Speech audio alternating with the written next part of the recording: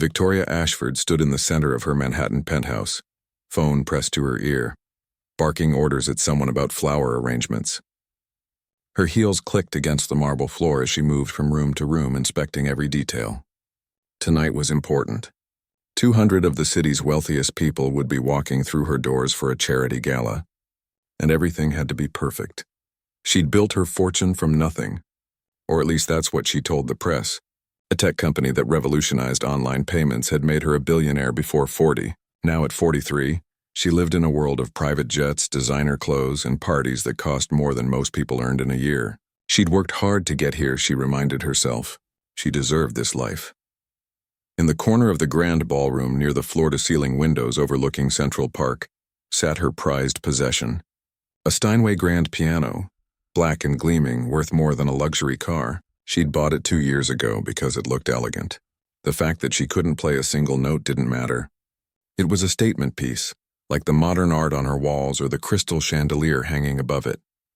Elena Silva moved quietly through the penthouse, adjusting chairs and smoothing tablecloths. She'd been Victoria's housekeeper for 3 years now, arriving before dawn and leaving after dark most days. The work was exhausting, but it paid better than her previous jobs, and she had a son to support. A teenage son who needed so many things she could barely afford even with this job. "Elena," Victoria's voice cut through the room. "Where's that playlist I asked you to set up? The guests start arriving in an hour." Elena hurried over, wiping her hands on her apron. "I'm sorry, Mrs. Ashford, but the sound system isn't working. The technician said it would be Monday before he could come fix it." Victoria's perfectly made-up face tightened with frustration. "Monday? The party is tonight. I need music when people walk in. It can't just be silent. I called 3 other companies, but everyone is booked for New Year's weekend," Elena said quietly, already anticipating the anger. Victoria pressed her fingers to her temples. This was exactly the kind of problem she didn't need. Background music was essential. It filled awkward silences, made conversations flow easier, set the tone. Without it, the whole atmosphere would feel off. That's when she noticed the boy, Elena's son, sitting on one of the chairs near the service entrance, scrolling through his phone while he waited for his mother to finish work. What was his name again? Miguel? No, Marco. Right. Elena had mentioned needing to bring him along sometimes when his school was closed. An idea formed in Victoria's mind. Not a particularly thoughtful one, but a solution nonetheless. "You," she said, walking toward Marco with quick, purposeful steps. "Can you play piano?" Marco looked up, startled. He was 15, tall and skinny with his mother's dark eyes and a nervous energy that made him seem younger. I can try, Victoria repeated impatiently. "Either you can or you can't." Elena stepped forward, embarrassment coloring her cheeks. "Mrs. Ashford, he's never had lessons. He just watches videos online sometimes. He doesn't really know how—" "It's fine," Victoria interrupted, waving her hand dismissively. "I don't need a concert pianist. I just need someone to play background music. Something classical, nothing complicated. Just fill the space with sound so it's not awkward when guests arrive." Marco glanced at his mother, uncertain. He'd taught himself to play over the past 2 years, watching countless YouTube tutorials on an old keyboard he'd bought at a garage sale for $20. But he'd never played on a real piano before, and certainly never in front of anyone except his mom. "I don't think," Elena began. But Victoria was already checking her watch. "Look, I'll pay you," Victoria said to Marco, her tone making it clear this wasn't really a request. $50 for 2 hours. Just sit there and play some Mozart or Beethoven or whatever. Keep it soft and pleasant. Can you do that? $50. Marco's mind raced. That was gas money for his mom's old car, or groceries for the week, or new shoes to replace the ones with the hole in the sole he'd been hiding. They always needed money, always. "Okay," he said quietly. "I'll do it." Victoria nodded, satisfied, and immediately returned to her phone call about the flowers.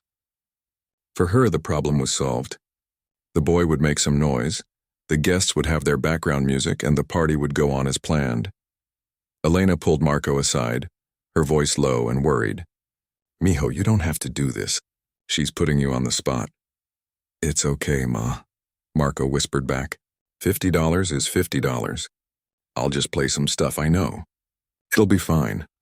But as he walked toward the massive Steinway, his heart hammered in his chest. The piano was beautiful, intimidating.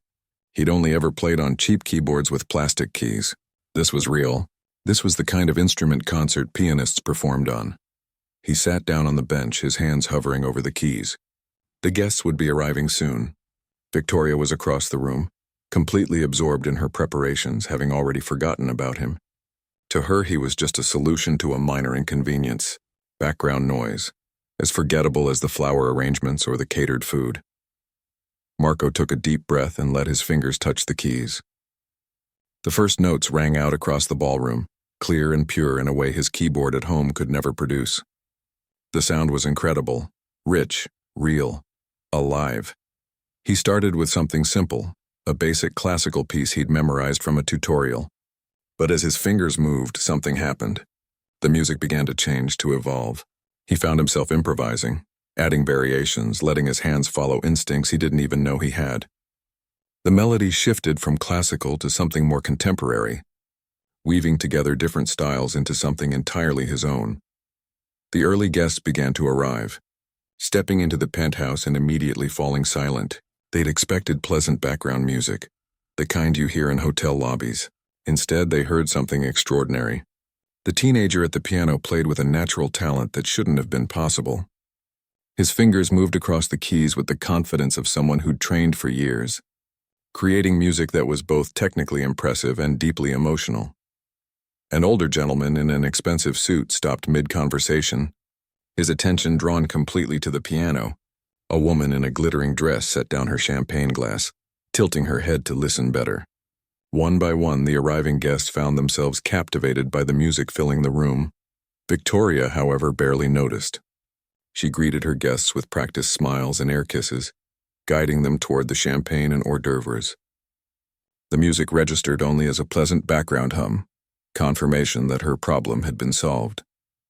The maid's kid was doing his job, making noise so the party wouldn't feel empty. She had no idea that several of her guests were recording videos on their phones. She didn't notice the music producer standing near the piano, his eyes wide with recognition of genuine raw talent. She missed the whispered conversations about the young pianist, the questions about who he was and where he'd trained. To Victoria, Marco was invisible. Just another person in her employ, serving a function, easily replaced and just as easily forgotten. She'd paid him to play background music, and that's exactly what she thought he was doing. Nothing special. Nothing memorable. Just filling space with sound. She had no idea she was completely wrong. The weeks after the party blurred together for Marco. Victoria had been pleased enough with his performance that she'd called him back 3 more times. Each time the routine was the same. He'd arrive with his mother, sit at the expensive piano and play for 2 or 3 hours while wealthy people sipped champagne and talked about things he couldn't relate to. Stock markets, vacation homes, private schools. Victoria paid him minimum wage now, treating it like any other odd job around the house. $50 here, $75 there. She'd refer to him casually when guests asked about the music. Oh, that's just Elena's kid, the boy who plays piano. Not his name. Not even an acknowledgement that what he was doing required any real skill. Just the maid's son making background noise. Marco never complained. The money helped, and honestly, he loved playing on that Steinway. Every time his fingers touched those keys, he felt something he couldn't quite explain. Like he was speaking a language he'd always known but never had the chance to use. At home, on his cheap keyboard with its tinny sound and sticky keys, he could practice. But it wasn't the same. That piano at Victoria's penthouse was like the difference between singing in a closet and singing in a cathedral. What Marco didn't know was that someone had been paying very close attention at that first party. Julian Pierce was one of those people whose name you might not know unless you worked in music. He'd produced albums for classical musicians, jazz legends, and even a few mainstream artists who'd crossed over from other genres. He had an ear for talent, the real kind that couldn't be taught or manufactured, and what he'd heard from that teenager at Victoria's party had kept him up at night for weeks. He'd tried to approach the boy after the event, but the crowd had been thick, and by the time he'd made his way to the piano, Marco had already packed up and left with his mother. Julian had asked Victoria about him, but she'd been distracted, waving her hand vaguely. My housekeeper's son. Nice kid, does some piano. Then she'd moved on to talk about her latest business venture. Julian was persistent, though. He'd built his career on finding talent in unexpected places, and he knew what he'd heard. So he did something that might have seemed a bit strange. He started showing up at Victoria's building, waiting outside at times when he thought the housekeeper might be leaving. It took 3 tries before he finally caught them. Elena and Marco, walking out of the service entrance on a Tuesday evening, both looking exhausted. Elena had grocery bags in her hands, and Marco was carrying what looked like school books. "Excuse me," Julian called out, jogging to catch up with them. "I'm sorry to bother you, but I was at Mrs. Ashford's party a few weeks ago. I heard you play." Marco stopped, confused and a little wary. His mother stepped slightly in front of him, protective. "Can we help you with something?" Julian pulled out his business card, handing it to Elena. "My name is Julian Pierce. I'm a music producer. I work with classical and contemporary artists, and I have connections with several music schools and scholarship programs." He turned to Marco. "What you did at that party, that wasn't just good. That was extraordinary. How long have you been studying?" Marco felt his face heat up. "I haven't, really. I just watch videos online and practice at home." Julian's eyebrows shot up. "You're self-taught? All of it?"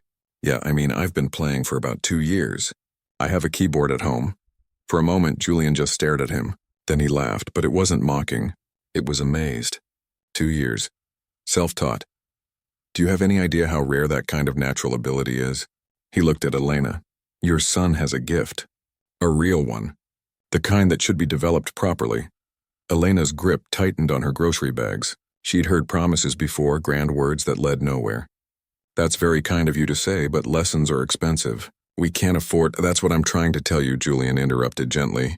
"There's a scholarship program through the Riverside Music Academy. It's competitive, extremely competitive, but they cover everything. Tuition, instruments, even performance opportunities. I think Marco should audition." Marco's heart jumped into his throat. He'd heard of Riverside. Every kid who'd ever touched an instrument in New York had heard of Riverside. It was where the serious musicians went, the ones who ended up in orchestras and concert halls. Kids with private tutors and parents who could afford anything. Not kids like him. "When's the audition?" he asked, his voice barely above a whisper. 3 weeks, Julian said. "But here's the thing. You'll need a recommendation letter from someone with standing in the community, someone who can vouch for your character and potential. You'll also need access to proper practice facilities, because they'll expect a polished performance, and you'll need appropriate concert attire for the audition." The excitement that had been building in Marco's chest deflated like a balloon. A recommendation letter from someone important, practice time on a real piano, concert clothes. All things that might as well have been on the moon for how reachable they were. Julian saw the change in his expression and quickly added, "I can help with some of this. I'd be happy to write you a recommendation, and I can probably arrange practice time at a studio I work with." But Marco was already shaking his head. His mother worked herself to exhaustion to provide for them. He'd been picking up odd jobs after school since he was 13. Anything to help out. Accepting handouts, even from someone as nice as Julian seemed to be, felt wrong. It felt like charity, like admitting they couldn't make it on their own. "Thank you," Elena said quietly, her voice steady despite the emotion behind it. "We appreciate the offer, really. But we'll figure it out ourselves if Marco decides to audition." They parted ways, and Marco spent the walk home silent, his mind racing. This was his chance, maybe his only chance, to turn the thing he loved into something real.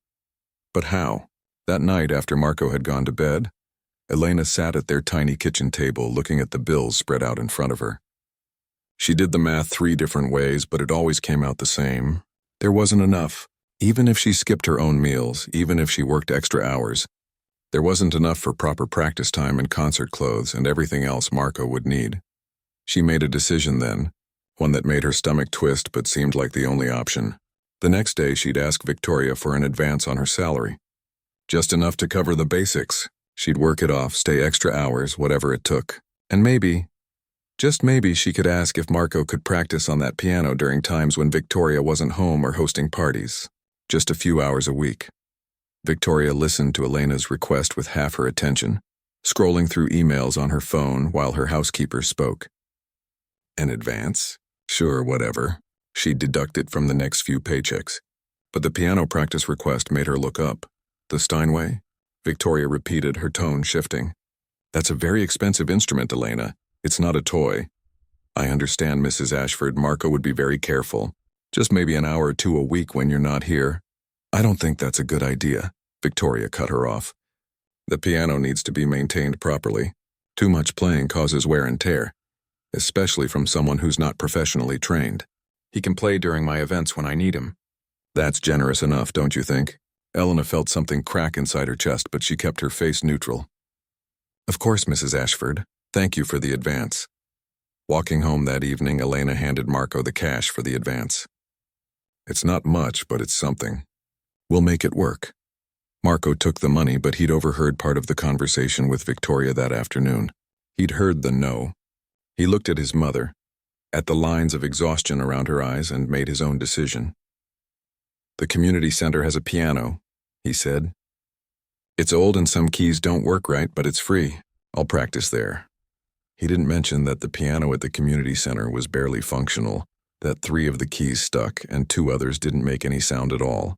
He didn't tell her that practicing on a broken instrument might actually hurt his chances at the audition. He just knew he couldn't ask his mother for anything more, so that's what he did. Every day after school, Marco went to the community center and practiced on a piano that had seen better days decades ago. He worked around the broken keys, adjusted his finger positions, and tried to maintain the skill that had come so naturally to him on Victoria's perfect Steinway. The audition was 3 weeks away, and Marco was running out of time. Victoria's New Year's Eve party was her biggest event of the year. She'd invited 300 guests this time, practically everyone who mattered in New York's social and business circles. The penthouse glowed with thousands of tiny lights. Champagne fountains bubbled in every corner, and ice sculptures shaped like swans slowly melted on the buffet tables. Marco arrived early with his mother, wearing the same button-down shirt he'd worn to the other parties. Elena had ironed it 3 times to make sure it looked perfect. They both knew tonight was important for Victoria, which meant everything had to go smoothly. Same as always, Victoria told Marco, barely glancing at him as she adjusted her diamond earrings in a mirror. Background music until midnight, then you can stop when we do the countdown. I'm paying you $100 for tonight since it's a longer shift. Marco nodded and made his way to the piano. His fingers were sore from practicing on the broken keys at the community center all week, but he tried not to think about it. The audition was in 10 days and he still didn't feel ready. Playing on that damaged piano was like trying to run a race with a pebble in your shoe. Possible but painful. As guests began filling the penthouse, Marco started playing. He'd planned to stick to safe classical pieces like always, but something felt different tonight. Maybe it was the soreness in his hands reminding him of all those hours on the broken piano. Maybe it was the frustration of knowing he had talent, but not the resources to develop it properly. Whatever it was, Marco found himself playing with more emotion than usual, pouring his feelings into the music. Among the crowd was a young woman named Zara Chen. She wasn't like Victoria's usual guests. At 24, she'd built a following online by showcasing talented people who weren't getting the recognition they deserved. Street artists, underground musicians, dancers performing in subway stations. She'd come to the party as someone's plus one, mostly curious about how the other half lived. Zara noticed Marco immediately, not because he stood out, but because of the opposite. He was dressed simply, sitting at an incredibly expensive piano playing music that was absolutely beautiful. Yet everyone around him was treating him like furniture. They walked past without a second glance, champagne glasses in hand, laughing and talking about their ski trips and yacht clubs. She moved closer to the piano, really listening. This wasn't just good background music. This was something special. The boy was improvising, she could tell, creating melodies on the spot that somehow felt both classical and modern. His eyes were closed, lost in the music, completely unaware of the party happening around him. Zara pulled out her phone and started recording. She wasn't sure what she'd do with the video yet, but her instincts told her this was important. She captured 3 minutes of Marco playing, making sure to get clear shots of both him and the elaborate party happening in the background. After he finished the piece, Zara approached him during a break. "That was incredible," she said. "How long have you been playing?" Marco looked startled, not used to guests actually speaking to him. A couple years. Are you a music student?" Juilliard? He laughed, but it came out bitter. No, nothing like that. I play at these parties sometimes. Just at parties? Zara's eyes widened. You should be performing professionally. Seriously, have you thought about putting your music online? Before Marco could answer, Victoria's voice cut through the conversation. Zara, darling, come meet the Hendersons. They were just asking about your social media work. Zara gave Marco an apologetic smile and rejoined the party. But she couldn't stop thinking about what she'd witnessed. The contrast was too stark to ignore. Here was this teenager with extraordinary talent, being paid probably next to nothing to play background music at a party where people were dropping thousands of dollars on champagne. Later that night, after she'd gotten home, Zara watched the video again.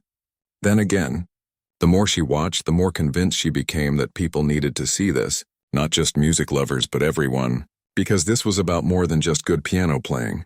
This was about inequality, about how talent gets overlooked when it comes from the wrong zip code, about a kid with a gift being treated as invisible. She opened her social media app and uploaded the video. Her caption took her 20 minutes to write, revising it over and over until it felt right. This teenager is playing at a billionaire's New Year's party like he's performing at Carnegie Hall, but everyone's treating him like he's not even there. His name is Marco Silva. He's self-taught. He plays at these parties for minimum wage while people who couldn't play a single note walk past him without a second thought. Someone needs to see this kid for who he really is. Someone needs to give him the chance he deserves. Share this. Let's find Marco Silva the opportunities that should already be his. She hit post and went to bed, not expecting much. Maybe a few thousand views from her regular followers. Maybe some nice comments. She woke up 6 hours later to her phone exploding with notifications. The video had gone viral. Not just popular, truly viral. 1 million views. Then 2 million, then 5. Comments were flooding in faster than she could read them. People were tagging music schools, famous musicians, news outlets. The video was being shared across every platform, spreading like wildfire. This is what real talent looks like. Meanwhile, rich kids with every advantage can't play half this well. Someone find this kid and give him a scholarship immediately. The fact that he's just background music at a party is everything wrong with society. But not all the attention was positive. People started asking questions about the billionaire throwing the party. Who was she? Why was she paying this talented kid minimum wage to play at her events? Didn't she realize what she had right there in her own home? The story started getting picked up by news outlets. Small blogs first, then bigger sites. By noon the next day, major news organizations were running pieces. Billionaire overlooks teen prodigy, playing at her own party. Viral video exposes inequality in plain sight, self-taught. Piano genius was hiding in background. Music. Victoria's phone started ringing. At 7 in the morning, her publicist, her lawyer, her business partners, everyone wanted to know about the video. By the time she actually watched it, sitting in her silk pajamas with her morning coffee, she'd already been mentioned in 24 articles. She watched herself in the background of the video, walking past Marco without a glance, laughing with guests while he played his heart out. She saw the comments calling her oblivious, privileged, blind to the talent right under her nose. Her hands shook as she scrolled through the responses, watching her carefully crafted public image crumble with every refresh. Get ahead of this, her publicist told her in an emergency phone call. You need to control the narrative before it controls you. What narrative? Victoria snapped. I gave the kid opportunities to play. I paid him. Minimum wage to play at parties where you spend $50,000 on flowers, her publicist shot back. Victoria, this looks bad. Really bad. You're being painted as the villain here.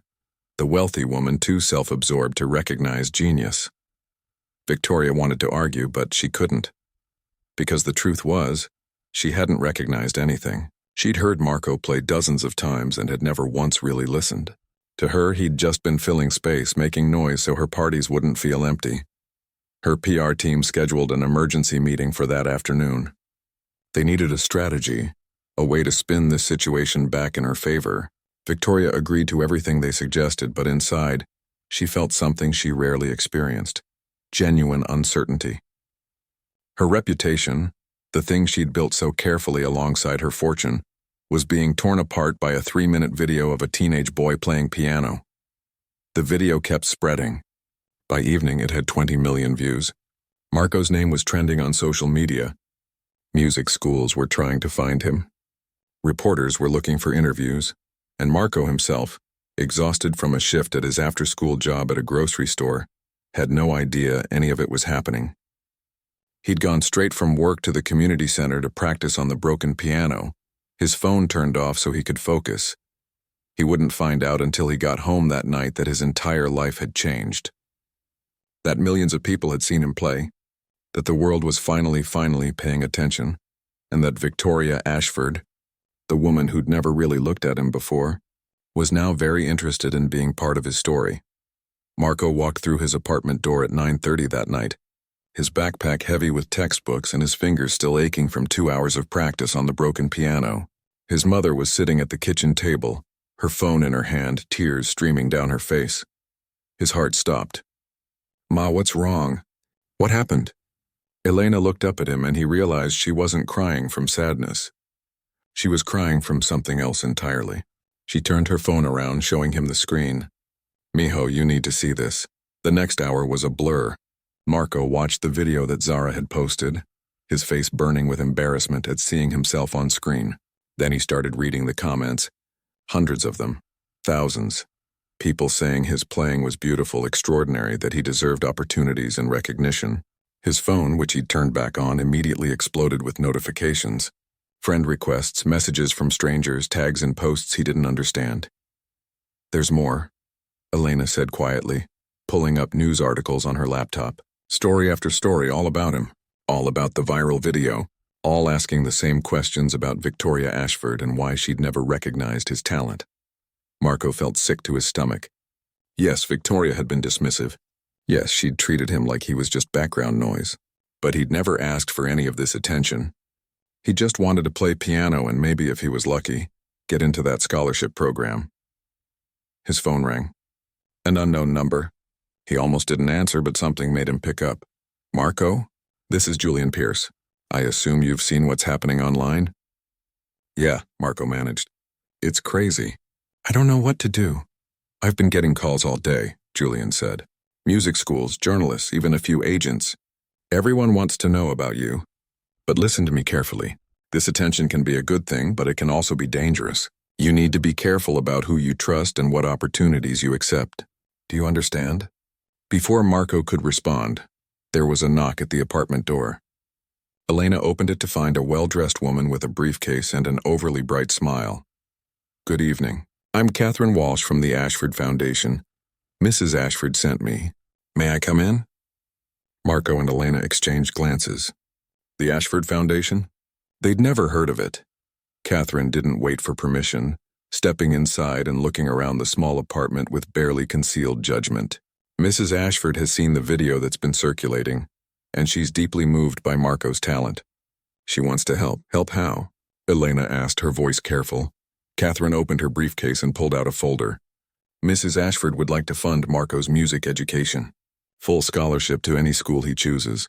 Private tutors, performance opportunities, everything he needs to develop his gift properly." It sounded too good to be true. Marco felt that sick feeling in his stomach getting worse. "There's a press conference scheduled for this weekend," Catherine continued. "Mrs. Ashford will announce the scholarship then. She's calling it an investment in hidden talent. It will be wonderful publicity, both for Marco and for the Foundation's commitment to supporting young artists from underprivileged backgrounds." There it was, the catch. This wasn't about helping Marco. This was about fixing Victoria's image. "We need time to think about this," Elena said firmly. Catherine's smile tightened. "Of course, but I should mention that opportunities like this don't come along often. Mrs. Ashford is offering resources that most families couldn't dream of. It would be a shame to let pride get in the way of Marco's future." After Catherine left, Marco and Elena sat in silence for a long moment. Finally, Elena spoke. "What do you want to do?" "I don't know," Marco admitted. "We need the help, Ma, you know we do. I can't get into Riverside without proper training, and we can't afford it on our own. But this feels wrong, like I'm being used to make her look good." His phone rang again. This time it was a number he recognized. "Zara Chen." "Marco, I'm so sorry," she said as soon as he answered. "I never meant for it to blow up like this. I just wanted people to see your talent." "It's okay. Marco said, though he wasn't sure if it was. I just don't know what to do now. Victoria Ashford's people have been contacting me too, Zara said. They want me to take down my original post and replace it with one that shows her in a better light. They're offering to pay me a lot. Are you going to do it? No, Zara said immediately. What I posted was true. You were being overlooked and that matters, but I want you to know that whatever you decide, I support you. If you need Victoria's money to achieve your dreams, no one should judge you for that. Just go into it with your eyes open. Over the next few days, Victoria's PR campaign went into full effect. The Ashford Foundation, which apparently had been created just 3 days earlier, started posting about their commitment to supporting young talent. Victoria gave interviews about discovering Marco's gift and her dedication to ensuring that deserving young people get opportunities regardless of their background. She never mentioned that she'd employed him for months without truly hearing him play. She never acknowledged that she'd refused to let him practice on her piano. The story she told was carefully crafted, positioning herself as a generous benefactor rather than the person who'd overlooked him in the first place. Marco watched it all unfold with growing discomfort. When Victoria invited him and Elena to her penthouse to discuss the details of the scholarship, he almost said no. But Elena reminded him that pride didn't pay for music school. Victoria greeted them warmly, as if they were old friends rather than her employee and the kid she'd barely noticed for months. Marco, I'm so glad you could come. Please sit down. Can I get you anything? The penthouse looked the same, but everything felt different. The Steinway piano sat in the corner, and Marco couldn't help staring at it.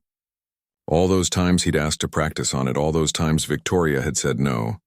Now she was acting like she'd always believed in him. I've arranged something special, Victoria said, pulling out her phone. Next month I'm hosting a charity concert.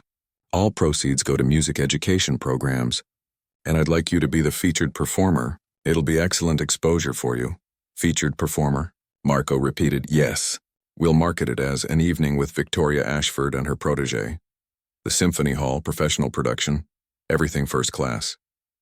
What do you think? Marco looked at the promotional mock-up she showed him. Victoria's face was front and center, large and prominently displayed.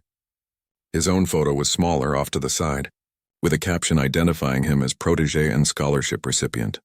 I appreciate the opportunity, Marco said slowly, but I'm still preparing for my audition at Riverside. That's in a few days. Victoria waved her hand dismissively. Oh, you don't need to worry about Riverside anymore. With the resources I'm providing, you can study with private tutors who are far better than what you'd get at any school. Plus, the concert will establish you as a serious artist much faster than sitting in classrooms. Something in Marco's chest tightened.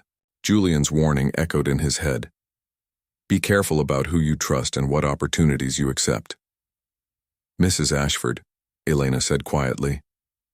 Marco has been working toward this audition for months. It's important to him. Of course, Victoria said, but her smile had cooled. I just think we should consider what's best for his career long term. The concert is a guaranteed success. The audition is a gamble. Over the next week, Marco attended rehearsals for the concert that Victoria had planned, without really asking his opinion. She hired an event coordinator, a publicity team, even a stylist to choose his clothes. Every detail was controlled, managed, designed to present a specific image. During a rehearsal, Victoria stopped him mid-piece. That's beautiful, but could you play something more accessible? More crowd-pleasing? We want the donors to connect with the music. This is what I've been working on, Marco said. It's an original composition. Original is wonderful, but let's save that for later in your career. Right now, we need to show them classical training. Play some Chopin, some Beethoven. Things people recognize. Marco felt something inside him rebel. This wasn't about his music anymore. This was about Victoria's image, Victoria's charity, Victoria's redemption story. He was just a prop in her performance. That night, he called Julian. I think I made a mistake, he said. I don't know how to get out of this without losing everything she's offering. The concert is in 3 weeks? Julian asked. Yeah, the same week as the audition results from Riverside. Then here's what I think you should do, Julian said carefully. Play the concert. But play it your way. The concert hall was more beautiful than anything Marco had ever seen. Red velvet seats stretched back in neat rows. Crystal chandeliers hung from the ceiling, and the stage was lit with professional lighting that made everything feel magical. Behind the curtain, Marco could hear the crowd filing in. 800 people, all dressed in expensive clothes, all there for Victoria's charity event, and supposedly, for him. Victoria appeared backstage, looking stunning in a designer gown that probably cost more than his mother made in 6 months. "Are you ready?" she asked, her smile bright but her eyes checking her watch. "Remember, stick to the program we rehearsed. Chopin's Nocturne first, then Beethoven's Moonlight Sonata, then finish with something light. Keep it elegant and accessible." Marco nodded, but his stomach was churning. In his jacket pocket was a different set of sheet music. The piece he'd actually been working on for the past 3 months. The one Victoria had told him not to play. His mother found him in the dressing room 20 minutes before curtain. She took one look at his face and knew something was wrong. "What is it?" "I don't want to play what she wants me to play," Marco said quietly. "It's not me, Ma. It's just what she thinks will make her look good." Elena sat down next to him, taking his hand. "Then don't play it. But if I don't, I'll lose everything. The scholarship, the opportunities, all of it. Mijo, listen to me." Elena's voice was firm but gentle. "I've worked for people like Victoria my whole life. People who see us as invisible, as tools to make their lives easier. I've accepted that for myself because I had to. But you have a gift that makes you visible, that makes you matter. Don't let her take that away. Don't let her turn your music into just another thing that serves her purpose."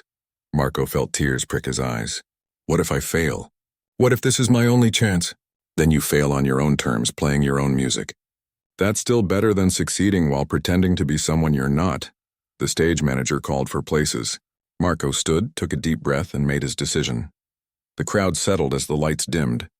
Victoria walked onto the stage first, microphone in hand, her smile practiced and perfect. "Good evening, everyone. Thank you so much for coming to support music education for underprivileged youth. Tonight is very special because we're going to hear from a young man whose talent reminds us why this cause matters." She went on for several minutes, talking about her foundation, her commitment to finding hidden talent, her belief that everyone deserves opportunities. She painted a picture of herself as someone who'd discovered Marco, who'd seen his potential when no one else did. The audience applauded warmly. Marco listened from backstage and felt that familiar tightness in his chest. This was the story Victoria wanted to tell, the generous billionaire and her grateful protege. But it wasn't the truth. "Ladies and gentlemen," Victoria concluded, "please welcome my protege Marco Silva." The applause was polite as Marco walked onto the stage. He sat at the grand piano, a beautiful instrument that responded to every touch. For a moment he just sat there, his hands resting on the keys. Then he did something Victoria hadn't planned for. He stood up, walked to the microphone at the edge of the stage, and started to speak. "Thank you all for coming tonight," he said, his voice shaking slightly. "Mrs. Ashford told you that she discovered my talent, that she saw my potential. But I want to tell you the real story." In the front row, Victoria's face went pale. Her publicist half stood from her seat, but there was nothing anyone could do. Marco was already talking. "I've been playing piano at Mrs. Ashford's parties for months. She paid me minimum wage to provide background music while people drank champagne that cost more than my mother makes in a week. I asked if I could practice on her piano during my free time, and she said no. She told me I might damage it." The audience had gone completely silent.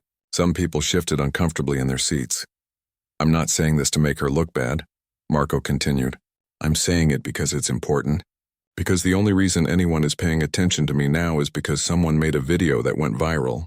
Not because I got more talented overnight, but because I got visible. And I think that matters." He walked back to the piano and sat down.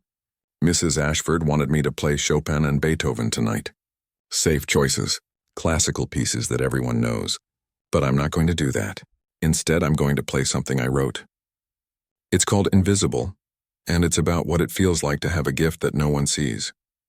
To work hard at something you love only to be treated like background noise." Marco placed his hands on the keys and began to play. The first notes were soft, almost hesitant, like someone trying to be heard but not quite daring to speak up. Then the melody grew stronger, building with emotion and complexity.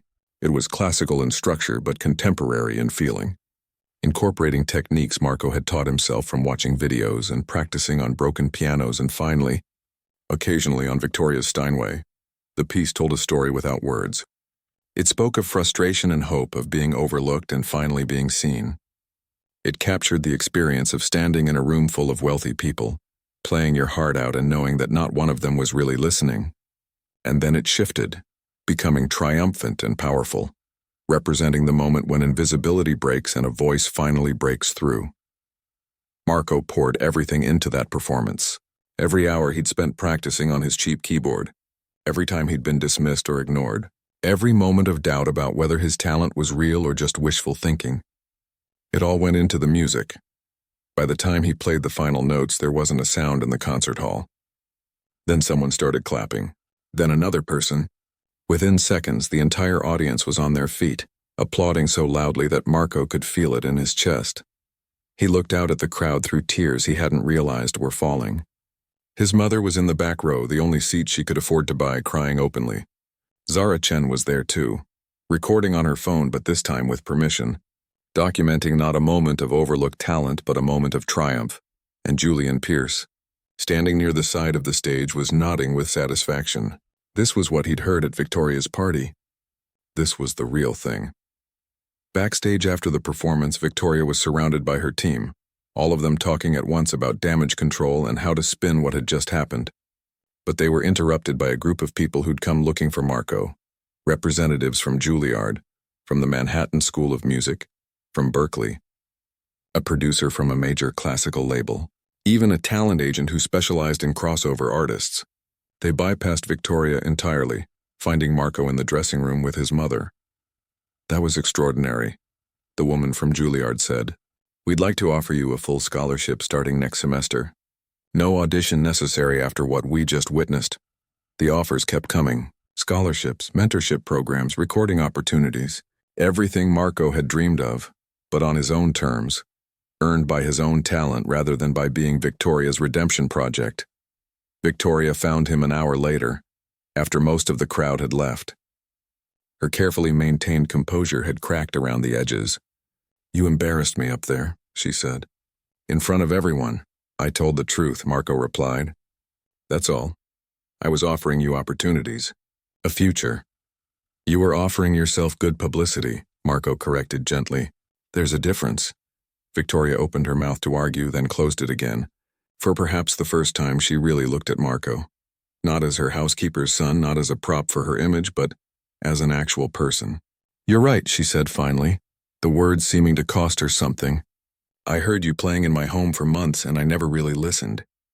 I had something extraordinary right there, and I treated it like background music. It wasn't quite an apology, but it was closer than Marco had expected. 3 months later, Marco started at Juilliard with a full scholarship. He continued to compose, and his original pieces started gaining attention in both classical and contemporary music circles. His debut album, when it came out a year later, was titled Invisible, and it featured the piece he'd played at Victoria's concert. He dedicated the album to 2 people. First, to his mother, who'd worked herself to exhaustion to give him every opportunity she could.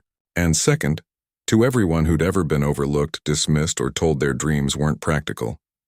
The dedication read, "For everyone who's ever been treated like background noise. You are seen. You matter, and your voice deserves to be heard."